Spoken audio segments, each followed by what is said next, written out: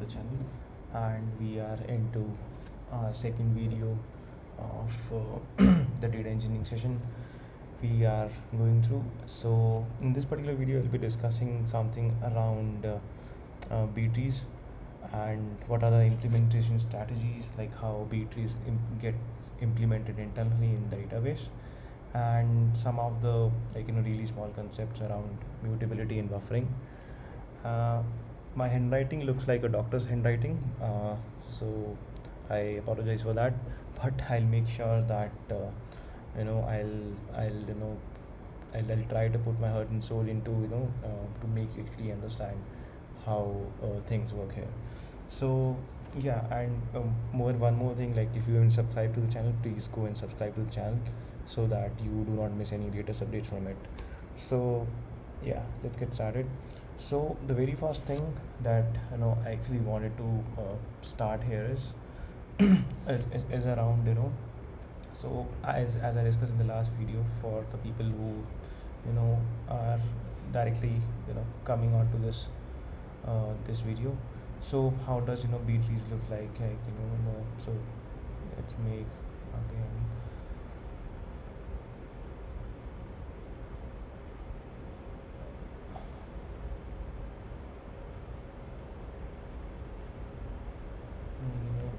There are a number of nodes, right? So this complete structure is a B tree structure, and like if I were to showcase you how does it looks internally, with all the set of keys, so it looks something similar to this thing. Okay, and we basically implement the B tree using a couple of methods. So the one thing is index organized tables, right? And the other one is hashed implementation. So the one which you see here is the index organized tables. So here all the record indexes, all the offsets are maintained in the form of keys here.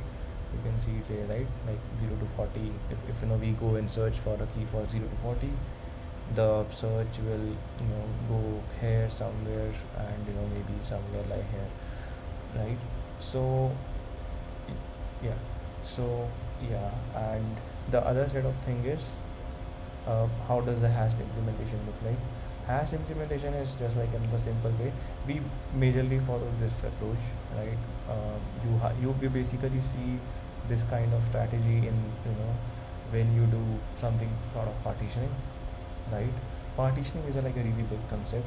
I'm just explaining you the small chunks as of now, because I want to build the complete base for how the things goes, right?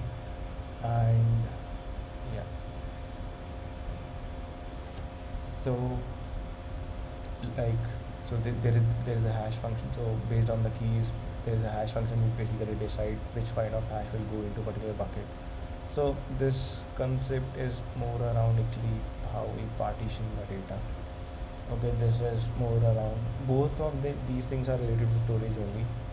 Like these are both of these are, as I told you, these are these two things are how we implement our storage, right? Storage implementation. So this is hash, this is indexed, and yeah. So the other set of thing that I was supposed to discuss was around mutability and buffering. So see, mutability is something like whether so you basically categorize your data structures into two parts, right? Whether the things are mutable or immutable, right? You could basically divide your data structures in any of the programming languages, or even here as well, like immutable and mutable, right? So immutable is something like which where we cannot go and update a particular thing. So suppose if I were to run a update command, okay, so update is a DML command, right? So we particularly go to some node and update a particular kind of a key. Then the T obviously try to self balance it, right? This is the meaning of a balance tree.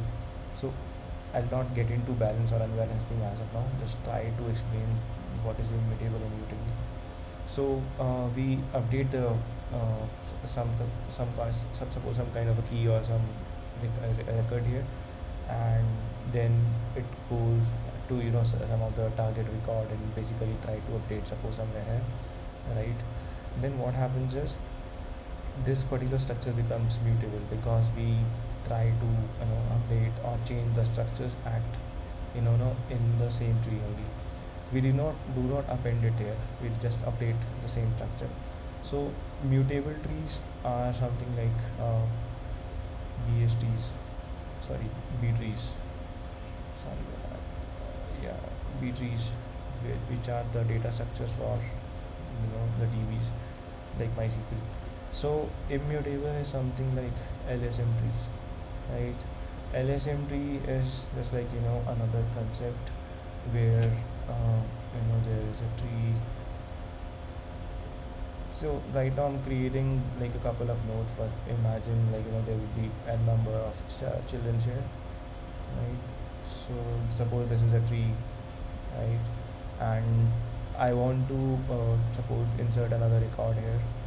So the record basically gets inserted at the last, right? Here there will be another record coming here. So these are called append only structures. Okay, these are called append only structures, right? And so yeah, this is around mutability, how we basically categorize lsm and b trees. And the other thing that I want to discuss was around how does buffering basically works. So buffering is a really important concept where we basically see how the checkpointing of data basically happens. It basically helps in a lot of things. Actually a deeper concept. I'll give you a glimpse of it. Maybe I'll make a separate video on this. Yeah. So see, the first thing is like how frequently we want to flush our data. So when we talk about flushing the data, it means how we flush the data from main memory to the disk. Obviously, if we try to flush at the regular interval, like too frequent, it will try to add additional I mean overhead on our DB, right? It will cause some of the performance issues because you're trying to put too much of load on your systems by constantly flushing the data to your disk, right? The other thing would be it also helps us in checkpointing.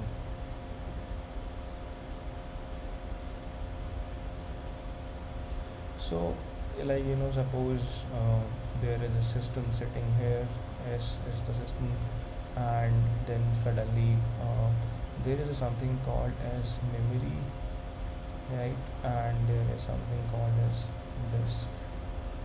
Okay, then you basically perform a lot of operations like some of the DML operations you basically perform here, or suppose you perform on the some of the select queries, right? So whatever data are there in the caches are basically present here, right? So you basically try to select the data, and this thing basically comes here back. I mean, we all the time we do not go and query the disk. Whatever caches are maintained, these are being maintained here. Whatever indexes are maintained here, those are also maintained here. So, and I'll also explain how the tree for the indexes of the caches also looks like in the upcoming videos. So as much of the data you have in memory, that's basically considered as a good thing. You should not try to flush your data very frequent to the disk, right? Because again you need to make that memory again, because if you keep on constantly pushing the data to the disk, right? So building this is again a costly thing. So we basically try to satisfy most of our things within this region. So yeah, I think this is around mutability, buffering, and so we have discussed I think four things. How does index and organized table and hashed implementation look? These are the two implementation strategies of B-trees. And what is mutability, what is buffering. So yeah, I think that's it. And so yeah, see you in the next video then. Thanks, bye.